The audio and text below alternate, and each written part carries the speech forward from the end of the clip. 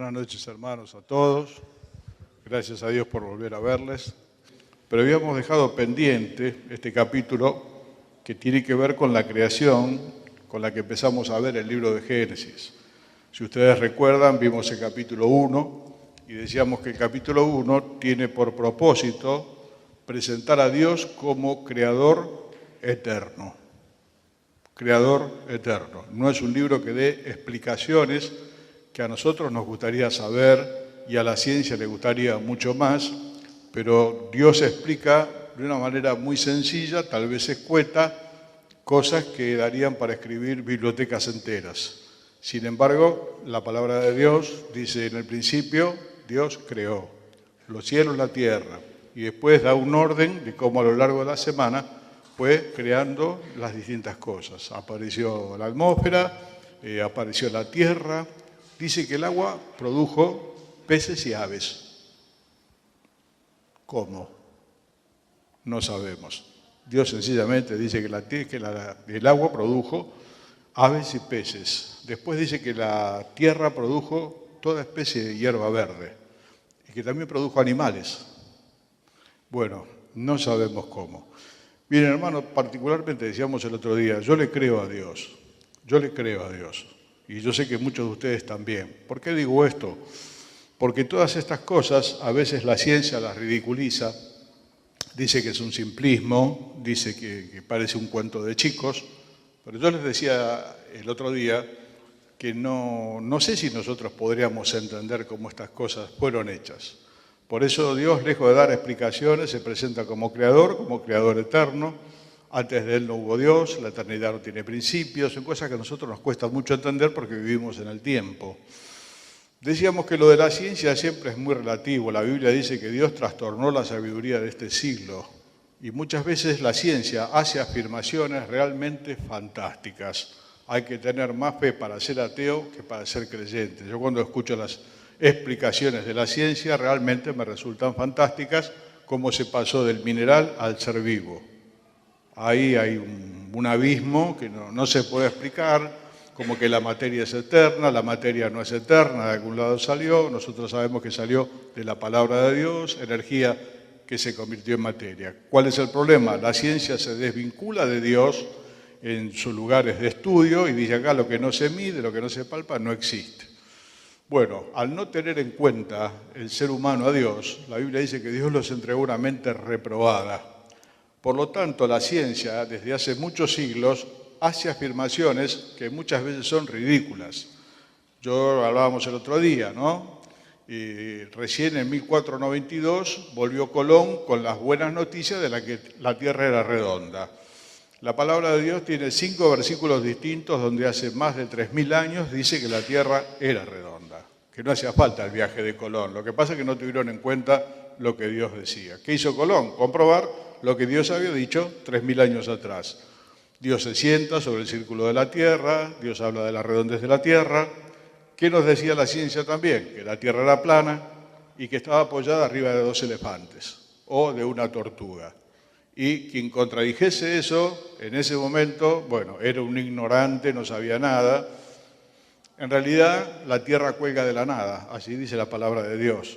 Por lo tanto, hay indicios que Dios va dando a lo largo de su libro donde nos muestra su eterna sabiduría y poder, solamente que no ha querido dar explicaciones.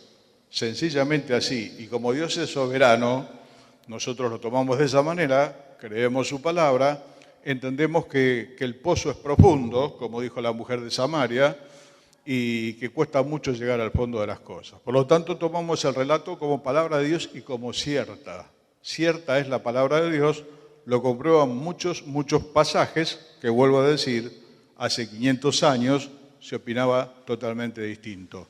Como que el Sol giraba alrededor de la Tierra. Y bueno, nosotros hoy sabemos que es la Tierra la que va girando alrededor del Sol. Pero todas estas cosas las afirmaba la ciencia, así como nos dice hoy que este pedazo de hueso tiene 3.550.000 años. Bueno, entonces yo lo tomo de la misma manera, entiendo que son personas que le han dado la espalda a Dios, en vez de preguntarle se han puesto a investigar, a querer meter abajo de su microscopio, a querer meter en su cajita el universo de Dios. Y si es posible, a Dios también. A Dios no se lo puede explicar, no se lo puede explicar. Y hay muchas cosas de nosotros que no podemos explicar también. Vamos a leer ahora el capítulo 2 y después hacer sencillamente algún comentario. Es un poco la ampliación de lo que dice el capítulo 1, solamente que va a agregar detalles y va a agregar un día más, que es el día de reposo. Dice capítulo 2, verso 1, fueron pues acabados los cielos y la tierra y todo el ejército de ella. Acabó Dios en el día séptimo la obra que hizo y reposó el día séptimo de toda la obra que hizo y bendijo Dios al día séptimo, que es el sábado, y lo santificó, porque en él reposó de toda la obra que había hecho en la creación. Estos son los orígenes de los cielos y de la tierra cuando fueron creados en el día que Jehová Dios hizo las tierras y los cielos. Y toda planta del campo antes que fuese en la tierra, y toda hierba del campo antes que naciese, porque Jehová Dios aún no había hecho llover sobre la tierra, ni había hombre para que labrase la tierra, sino que subía de la tierra un vapor, el cual regaba toda la faz de la tierra. Entonces Jehová Dios formó al hombre del polvo de la tierra y sopló en su nariz aliento de vida, y fue el hombre un ser viviente. Y Jehová Dios plantó un huerto en Edén, al oriente, y puso allí al hombre que había formado. Y Jehová Dios hizo nacer de la tierra todo árbol delicioso a la vista y bueno para comer, también el árbol de la vida en medio del huerto y el árbol de la ciencia del bien y del mal. Y salía de Edén un río para regar el huerto y de allí se repartía en 4 brazos. El nombre del uno era Pisón, el nombre del otro es Gihón, el nombre del otro es Sidequel y el cuarto es el Éufrates. Tomó pues Jehová Dios al hombre y lo puso en el huerto de Edén para que lo labrara y lo guardase. Y mandó Jehová Dios al hombre diciendo, de todo árbol del huerto podrás comer, mas del árbol de la ciencia y del bien y del mal no comerás, porque el día que de él comieres, ciertamente morirás. Y dijo Jehová Dios, no es bueno que el hombre esté solo, le haré ayuda idónea para él. Jehová Dios formó pues de la tierra toda bestia del campo, toda ave de los cielos, y las trajo a Adán para que viese cómo las habría de llamar, y todo lo que Adán llamó a los animales vivientes, ese es su nombre. Y puso Adán nombre a toda bestia y ave de los cielos, y a todo ganado del campo, mas para Adán no se halló ayuda idónea para él. Entonces Jehová Dios hizo caer sueño profundo sobre Adán, y mientras éste dormía, tomó una de sus costillas y cerró la carne en su lugar, y de la costilla que Jehová Dios tomó del hombre, hizo una mujer, y la trajo al hombre. Dijo entonces Adán, esto es ahora hueso de mis huesos y carne de mi carne. Esta se será llamada varona, porque del varón fue tomada.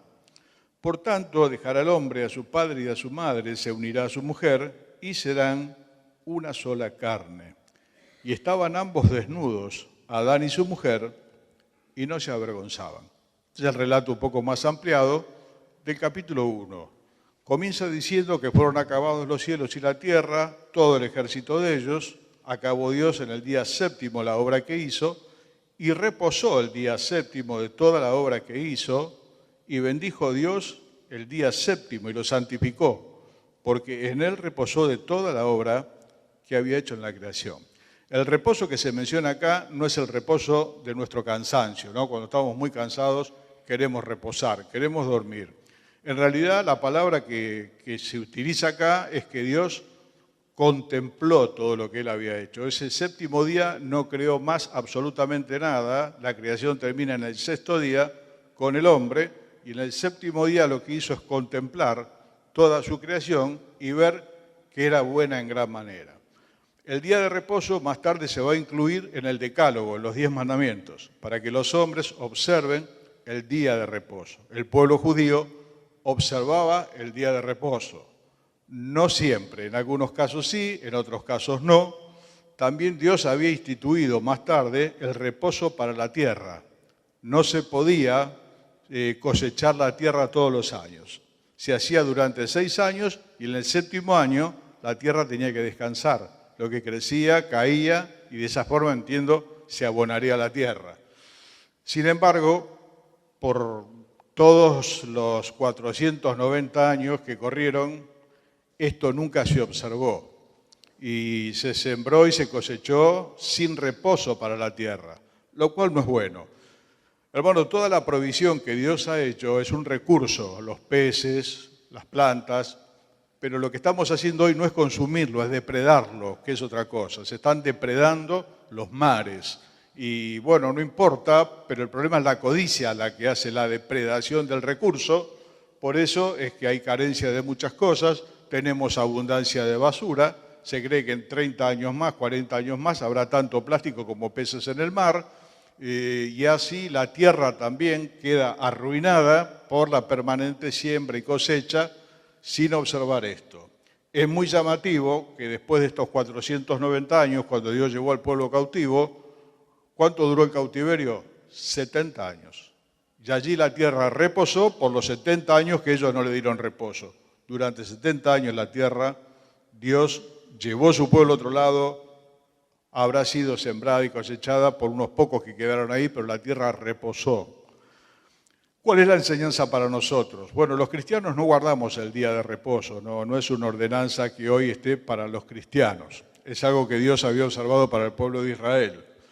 Ahora, es bueno que también nosotros tomemos un día para poder descansar y meditar, especialmente en la obra de Dios. No tenemos tiempo para mirar al cielo. Las sociedades que probaron trabajar de lunes a lunes para aumentar la productividad, lejos de aumentarla, disminuyó. Es como cuando la persona hace muchas horas extra, habiendo yo trabajado en empresas como otros en relación de dependencia, una cosa es hacer 1 hora extra o 2, ya después de la 3ª hora, de la 4ª hora, ya la persona está cansada, no produce, se generan problemas en la producción. Para todo hay una medida, para todo hay un límite, para el trabajo del hombre también. Así que no digo que nosotros lo observemos como ley porque, vuelvo a decir, eso quedó abolido, no es un mandamiento para la iglesia. Pero hermano, no podemos vivir a la carrera y vivir a full, como se dice ahora. ¿Cómo estás? Estoy a full. Así la gente se estresa, así la gente se infarta, así un montón de cosas que no funcionan porque salen de lo que es el modelo de Dios.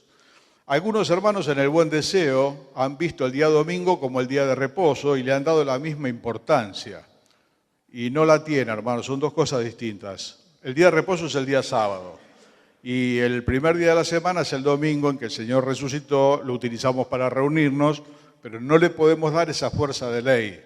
Yo vuelvo a repetir, creo que lo han hecho desde un deseo sano, desde el temor de Dios, pero no, hermano, no se le ocurra lavar el auto un día domingo, no vaya al supermercado, nada, le querían equiparar al día sábado. Una cosa es el día sábado en la ley, otra cosa es el primer día de la semana, donde recordamos la resurrección del Señor.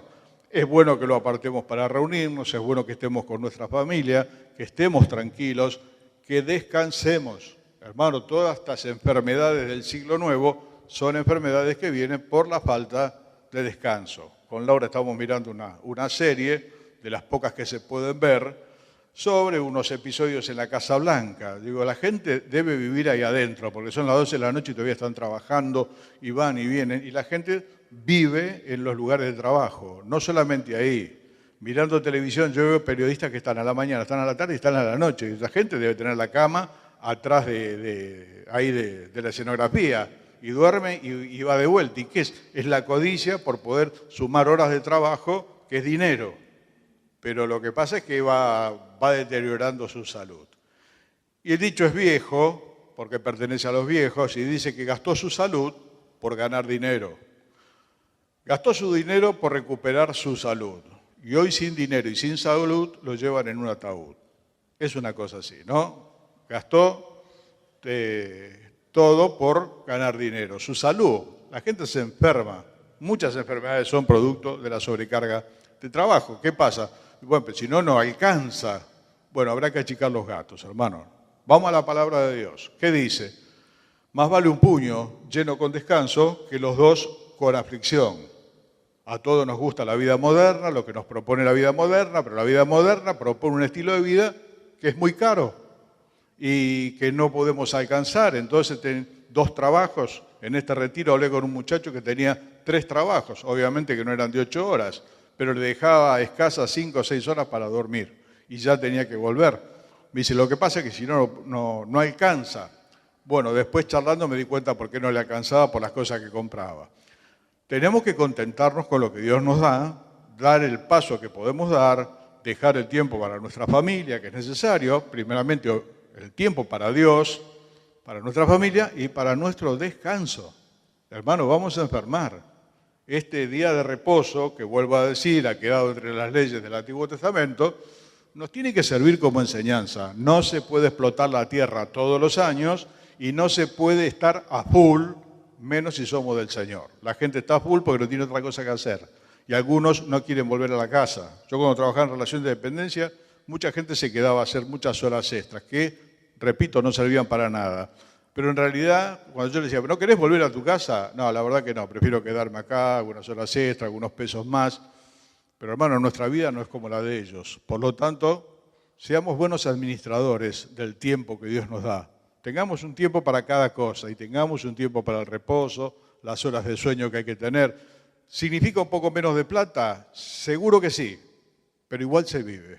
Igual se vive. Con los años que tengo, he vivido esta vida y otra vida donde las cosas eran mucho más simples, donde había mucho menos boletas con nuestro nombre, éramos felices con la luz, con el agua, no todos teníamos teléfono, no todos teníamos auto, no existía la medicina prepaga, íbamos al hospital Pirovano, bueno, un montón de cosas más. No digo que esté mal, digo que si para eso tengo que gastar mi salud, estamos en un problema, hermano. Tenemos que revisar como buenos administradores de la gracia de Dios.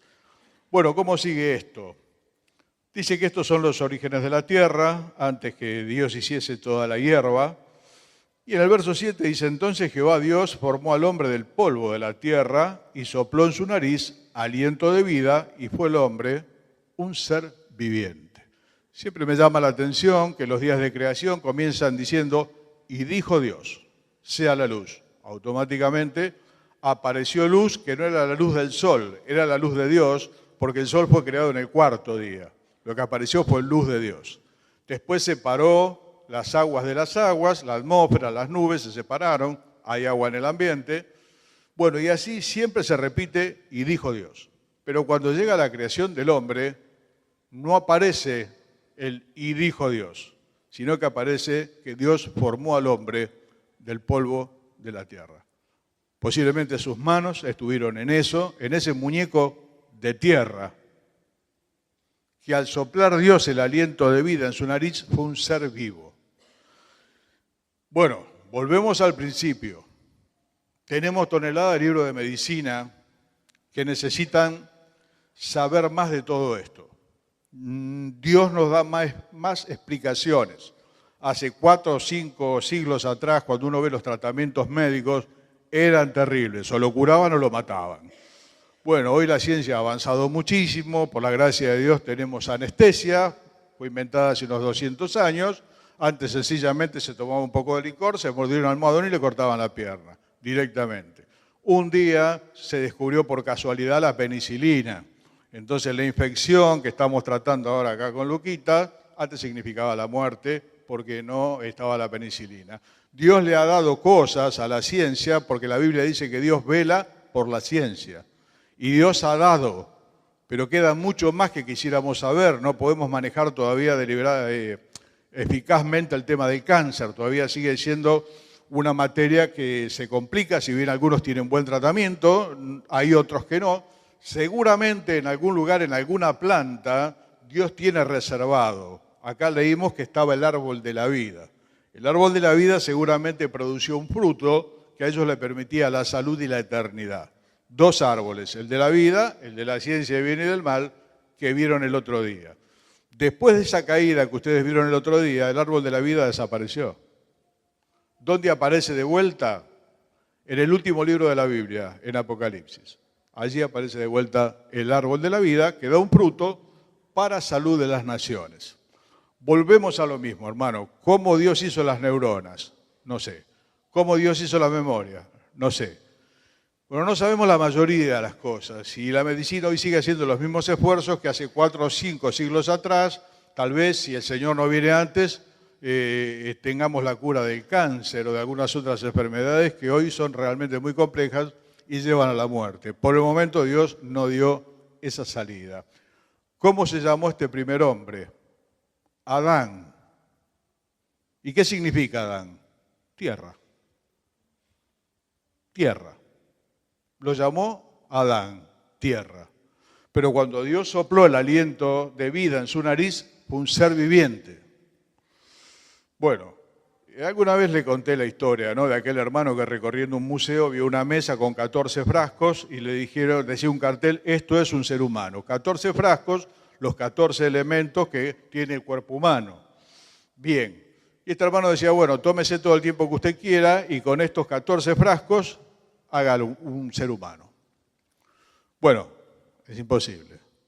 Igualmente, lo que se pudiera hacer, dice, sobre el final, ¿sabe lo que tendría en la mesa? Un cadáver.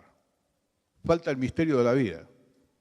Es un misterio donde Dios sopló y el hombre fue un ser viviente. Cuesta mucho explicar la vida. ¿Cómo pasamos del mineral a la ameba o a esa forma mínima de vida?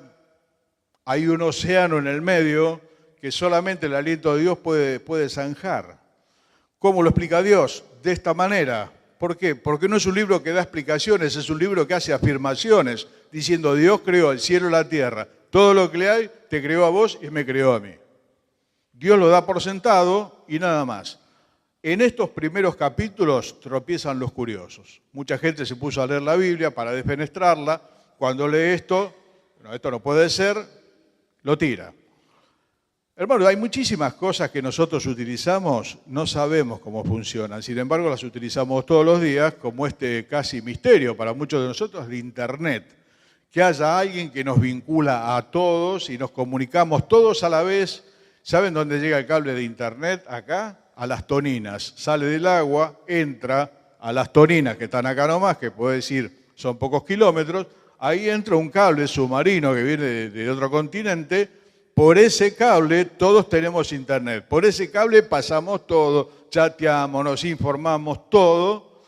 Por lo tanto, diríamos, como no lo entiendo, es imposible. Bueno, que yo no lo entienda, hermano, no significa que sea imposible. Por eso la ciencia haría bien en pegarse una ducha de humildad, iría mucho mejor. Los arqueólogos más fructíferos fueron los que consultaron la Biblia. Hay ciudades que no se encuentran, sin embargo, después de muchas excavaciones la encontraron y dice, la ciencia comprobó que la Biblia era verdad. Hermano, el Señor dijo, tu palabra es verdad. No hace falta que nadie compruebe absolutamente nada. Yo mencioné 4 ríos acá que salen de Edén. ¿Dónde está el Edén? Más o menos en Irak. Qué cosa paradójica, ¿no? Lo que fue alguna vez un vergel, una maravilla, ¿qué habrá sido esa hierba? ¿Qué habrá sido esa creación? Hoy es piedra. Si uno quiere ver aridez, tiene que mirar la tierra de Irak. Y ahí va a ver lo que el pecado hace en la vida de la tierra y lo que el pecado hace en la vida de un ser humano. Lo destroza por dentro y por fuera. Por lo tanto, Israel también, que fue la tierra que fluía leche y miel, hoy para tener algunos productos tuvo que recurrir al riego, dame la palabra, por aspersión.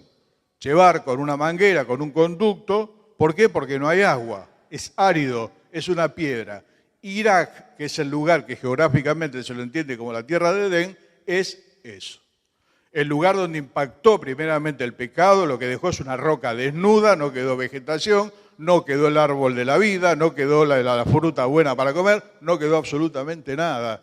Y repito, eso es lo que hace el pecado cuando entra en la vida de una persona, lo comienza a destruir.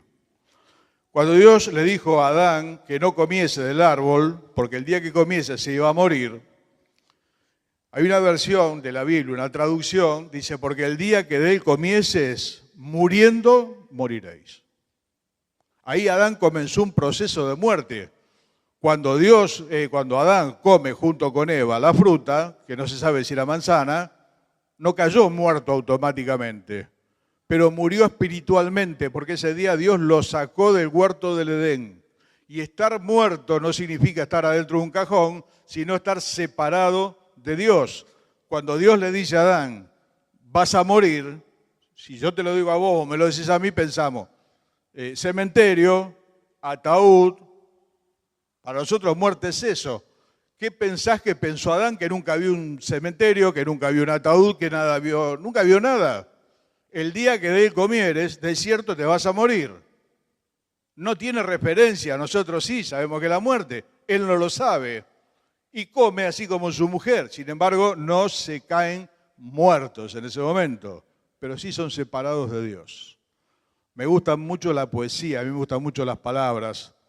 El himno 222, Tesoro Incomparable, si no me equivoco, dice, sin tu influencia santa, la vida es un morir. Gozar de tu presencia, eso solo es vivir. Aquellos que alguna vez vagamos sin Cristo y sin esperanza, podemos dar fe de lo que significa la presencia de Dios en nuestra vida. Es pasar de muerte a vida. Tener a Dios es tenerlo todo. No tener a Dios es un proceso que termina en la muerte. Muriendo, finalmente algún día lo sepultan. Adán lo sepultaron unos 800 años después. Adán vivió más de 800 años. Antes del diluvio la gente vivía siglos. Quien más vivió fue Matusalén, 969 años. Por lo tanto, eso también fue un cambio que se hizo. Ya no, los hombres dicen que el máximo son 120 años. Bueno, lo tomó, lo puso en el huerto, le dio la instrucción de lo que tenía que hacer. Ya leyeron ustedes el jueves pasado que no lo hizo. Se podía de todo. Le dijo, de todo árbol del huerto podés comer. ¿Qué sería, hermano, esa fruta? Hace unos años estuvo en Río Negro. Comí una manzana de Río Negro. Le puedo asegurar que la manzana que nosotros conocemos acá como manzana no tiene que ver con la manzana de Río Negro. Nada que ver. El pollo que nosotros comemos es blanco como la pared. El pollo que se come en el interior parece que tiene hepatitis, es amarillo. ¿Qué habrá sido la fruta del Edén? La maravilla. Bueno, pueden comer de todo, pero de este árbol, no. Ese árbol ponía a prueba la obediencia de Adán, de aquel que fue llamado tierra, y de su mujer. Bueno, la instrucción fue muy clara. Comienza Dios con un pensamiento, hermano, que llega hasta nuestros días. En el verso 18, después de haberlo puesto en Edén, dijo Jehová Dios, no es bueno que el hombre esté solo, le haré ayuda idónea para él. No es bueno que el hombre esté solo. Le haré ayuda idónea para él. Y empezaron a desfilar los animales y dice que no se encontró ninguno que pudiese ser una ayuda idónea, un par para Adán. Eran animales, Adán era una persona que razonaba. Entonces allí viene el proyecto de tomar una costilla y hacer la mujer para Adán, la compañera, la ayuda idónea. Mis hermanos, la frase sigue hasta hoy. No es bueno que el hombre esté solo. ¿Por qué digo esto? Porque hoy se está poniendo de moda la soledad. Se pone de moda la soledad cuando se es joven. Total, están los amigos, está la salud, está todo por delante. ¿Cuál es el problema? Los frutos de esa soledad elegida cuando ya no es buscada. Bueno, el dicho dice así, la soledad es linda cuando se la busca y es muy fea cuando se la encuentra. Dios, que sea el creador, dice, no es bueno que el hombre esté solo.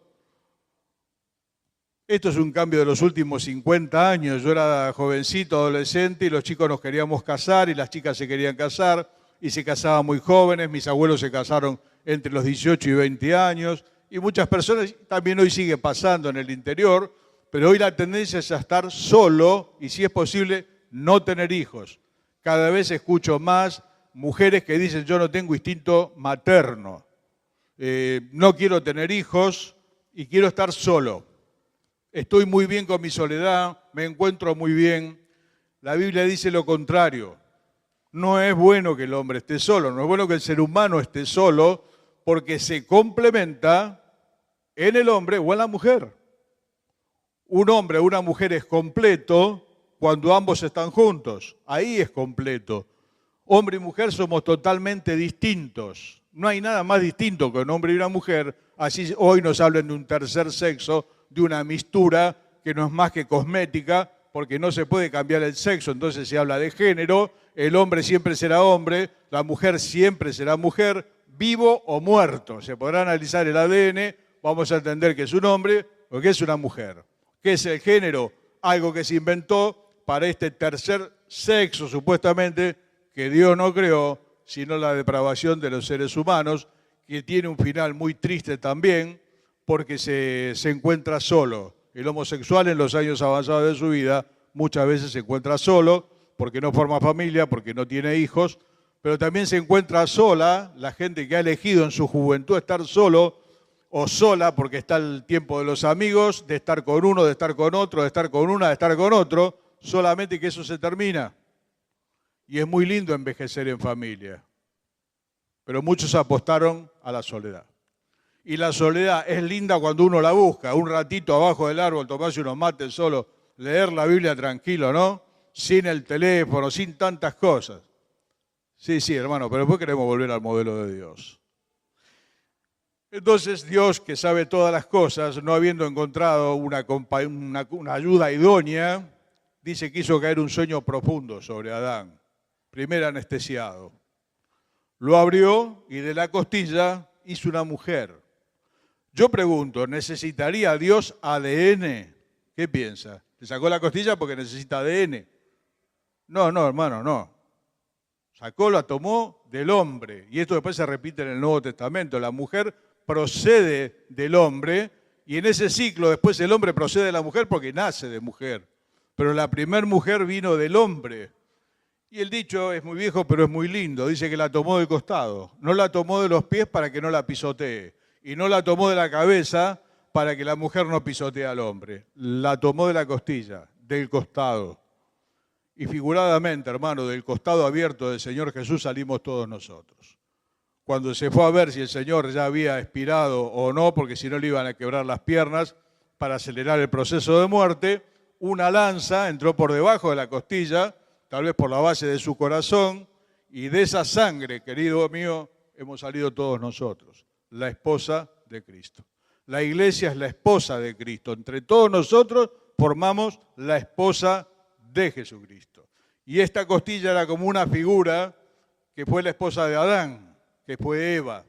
Y él dijo, bueno, esto es hueso de mis huesos. Por eso después, más tarde, Corintio dice que el que ama a su mujer, a sí mismo se ama. El que ama a su mujer, a sí mismo se ama. Hay una matemática de Dios inversa. Hoy el egoísmo hace que yo me ame a mí mismo. El resultado es amar al otro. Porque en la medida que yo amo al otro, me estoy amando a mí mismo, porque estoy sembrando. Y hermano, cuando uno siembra amor y entrega, normalmente recoge lo que siembra. Entonces, ¿qué es lo que está sembrando hoy la sociedad egoísta en la que vivimos? Soledad y mucha tristeza. Alguna vez le comenté que algunos hermanos que construyen allá en Villa Pueyrredón están haciendo departamentos de 1 y como mucho 2 ambientes. No se hacen casas porque no hay a quien vendérsela, no hay familias, están desapareciendo. ¿Cuál es el negocio? Un ambiente o 2 ambientes. Por un tema de costo, ciertamente, y porque hay un montón de gente sola que utiliza 1 o 2 ambientes. Y el negocio del futuro es hacer monoambientes y geriátricos. Ya está. Porque los seres humanos hemos escogido la soledad para hacer lo que nos parece, todo eso funciona en la juventud, no funciona en la vejez. El Señor le dijo a Pedro, cuando seas viejo, otro te va a vestir y te va a llevar donde vos no quieras. Yo entiendo que no es garantía que por haber criado 11 hijos, como se dice muchas veces, los 11 cuiden a la madre. Puede ser, pero hermano, mire, es el modelo de Dios. En la mayoría de los casos esto funcionó. Jacob, el patriarca, cerró sus ojos en medio de su numerosa familia y el que le cerró los ojos fue José, aquel que padeció tanto. No, hermano, la familia es un invento de Dios. Hoy está siendo despreciada la familia y eso tiene un costo social que lamentablemente vamos a pagar. No es bueno que el hombre esté solo. Entonces hacia la mujer y establece esto que está en el verso 24. Por tanto, dejará al hombre a su padre y a su madre se unirá a su mujer y serán una sola carne. Hermanos míos amados, los cristianos formamos hogares. Los cristianos formamos hogares. Los cristianos formamos hogares. Esto tiene que entrar especialmente entre los más jóvenes. Decía Pablo, quiero que las viudas jóvenes se casen, que críen hijos, que gobiernen bien su casa. Este es el modelo de Dios, totalmente contrario a lo que se vive hoy. No es bueno que el hombre esté solo y los cristianos no seguimos la corriente de este mundo, formamos hogares. Cambió la meta social en los últimos 50 años. Lo dije varias veces, tal vez acá sepan perdonar. Cuando éramos jóvenes decíamos, vamos a formar un hogar. Nuestros padres nos decían, y teníamos el modelo de que ellos habían formado un hogar. Ya teníamos implícito los jóvenes que íbamos a formar un hogar. Y nos decían, trabajá o estudiá, porque tenés que mantener tu casa. Y a la chica se le enseñaba todo lo que tenía que ver con la casa. Y bueno, pero lo importante es que la mira era formar un hogar. También hubo mujeres médicas hace muchos años y arquitectas también. No está el problema por ese lado. El problema está en que hoy la meta social no es formar un hogar, es la realización personal, que lo puedo llevar adelante en soledad. Y como mucho tener una mascota de la que tantas abundan. Nuestros jóvenes nacieron viendo el Pet Shop. El Pet Shop no existía, perdón. Acá tenemos gente. No quiero tocar intereses que después me cuesten caro. No existía el Pet Shop, no, todo esto es de ahora porque la gente prefiere tener una mascota que lo maneja, para sus vacaciones lo deja en el pensionado y vive solo con su perrito, con su gato, con su lagarto, con lo que sea, pero no con una persona. Y no tiene hijos porque los hijos lo que traen son problemas. Consumen el matrimonio, nos cambian la vida, consumen la economía, lloran cada 3 horas, hay que mandarlo al colegio, hay que educarlo y yo la quiero pasar bien, por lo tanto ni me voy a casar, ni voy a tener hijos, voy a vivir solo, voy a comer y a vivir porque mañana me voy a morir. Eso es lo que piensa la gente que no es del Señor. ¿Qué pensamos los cristianos? Lamentablemente muchas veces lo mismo. A veces he predicado en reuniones de solos y solas, como se les suele llamar a estos grupos de hermanos y hermanas que bueno, pasando ya los 30 o los 30 y pico, por algún motivo, no vamos a generalizar, pero por algún motivo no han formado el hogar. No, a todos los jóvenes, hermano mío, hermana mía, sos joven, orá que el Señor te dé formar un hogar. No entres en la corriente de este mundo, porque formar el hogar es la meta de Dios, aunque hoy la meta social sea la realización personal. Yo estoy casado con mi trabajo, no tengo tiempo para nada, yo me dedico a esto. No, hermano, hay que tener un trabajo para pagar los gastos y hay que casarse. Y si es posible en la juventud. Alguno dirá, pero ¿cómo voy a hacer? ¿No ves la inflación que hay? Un alquiler cuesta tanta plata, ¿cómo voy a hacer para conseguir? Las chicas dicen, ya no hay hombres, lo que hay es una manada de chicos tontos. Tienen razón. Bien. Y los chicos que dicen, yo me quiero divertir, yo no me voy a atar con una chica a los 20 años, antes me pongo un revólver en la cabeza, tengo el futuro por delante, y nos falta la mamá y el papá cristiano que dicen, sí, hijo, vos te tenés que divertir y tenés que viajar, vos te tenés que casar. A ver si te queda claro. Cásate. ¿Cómo voy a hacer? No es tu tema. El cómo es de Dios. La decisión de querer casarnos tiene que ser nuestra. Hermano, no sigas la corriente de este mundo. Te va a llevar a la soledad. Y es muy triste cuando la soledad nos encuentra. Es muy triste estar solo.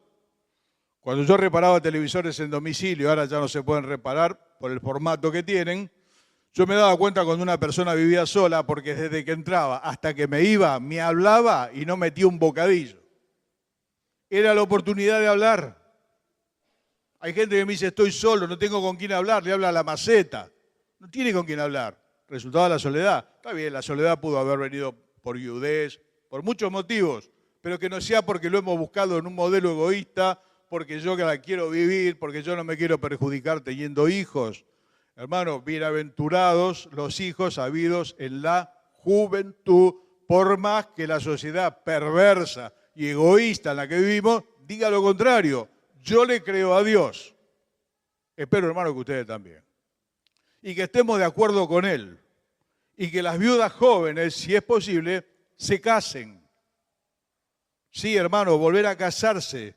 A veces hablo con hermanos que han enviudado, o hermanas, y con culpa dicen, mirá, pues es que conozco una persona, parece que me van a confesar que mataron a alguien. Le digo, vamos a hacer una cosa, ¿conociste una persona que te parece que podés tener un segundo hogar? Sí, la verdad que sí, casate. Es del Señor, dice la Biblia, que se case con quien quiera, con tal que sea en el Señor. La persona viuda, que se case con quien quiera, con tal que sea en el Señor. Pero hermano, a casarse. Los que quieran hacerlo por esta situación, a casarse. Los jóvenes a casarse. ¿Cómo voy a hacer para mantener mi casa? Dios va a proveer. Y si no lo creemos así, estamos tirando abajo un principio bíblico. Y estamos poniendo cadenas en la mano de Dios donde no se pueden poner cadenas. Dios es poderoso para que abunde en nosotros toda gracia. Esto no es para recitarlo, esto es para vivirlo. El Señor es mi pastor, nada me faltará. Sí, pero yo no me quiero comprometer, no quiero gastar la plata, tengo que ahorrar. ¿Cuánto me va a salir la familia? Hermano, apostá, en el buen sentido, elegí la familia. Y elegí tener hijos. Hoy las sociedades más avanzadas, ya lo comenté sí, acá el otro día, están eligiendo no tener hijos. Acá nosotros seguimos ese tipo de corrientes. ¿Cuál es el problema? Se hace muy difícil de sostener los sistemas jubilatorios. Países de viejos, hermanos que han viajado, me contaba uno que estuvo en Italia, me dice, es muy común entrar a la iglesia de los hermanos, ver un montón de cabezas blancas. Me dice, y el joven era yo, tenía 55 años. Estaba de visita y tocaba el piano. ¿Qué futuro tiene esa iglesia? Ninguno. No tiene jóvenes, no tiene hijos, no tiene fuerza. Los jóvenes son las piernas de las iglesias. Los matrimonios somos la columna vertebral y el Señor es la cabeza. Pero tenemos que hacer el modelo de Dios. Tenemos que hacer el modelo de Jardín de Edén. No importa lo que digan por televisión. Hermano mío, una pequeña ampliación del misterio. Dice Pablo que cuando estemos con el Señor, conoceremos como fuimos conocidos. Entenderemos lo que hoy es imposible entender. Le pidieron al Señor que les hablase del cielo. Y el Señor le dijo, les explico las cosas terrenales y no las entienden. ¿Cómo van a entenderlas del cielo? Pablo fue arrebatado al tercer cielo, a la presencia de Dios, y dice, vi cosas que no son dadas a entender al hombre. No sabía si era en el cuerpo, si era fuera del cuerpo. Hay cosas extrañísimas. En la presencia de Dios hay criaturas con un montón de ojos. Nosotros usamos 2 por persona. Están llenos de ojos. Son maravillosos. Tiene otro concepto de la belleza. Bueno, hermano, algún día lo sabremos. Hoy tomamos la simpleza, dicho con todo respeto, del libro de Génesis. Dios creador, Dios eterno, de todas las cosas que hay, de tu vida, de la mía, Dios sustentador. El pecado hace de un vergel una piedra pelada como es Irak. ¿Cuánta guerra en Irak y en Irán? Irak es Babilonia, Irán es Persia, todo el tiempo, desde aquel entonces. Y nosotros, desde aquí, creemos la palabra de Dios. Yo le creo a Dios, elijo creer lo que Dios dice. Por más que la ciencia me diga lo contrario, yo le voy a recordar que hace sus antecesores 6 siglos nos afirmaban que estábamos arriba de 2 elefantes y que esto era una plancha. Por lo tanto, algún día sabremos más acerca de la creación de Dios. Señor les bendiga.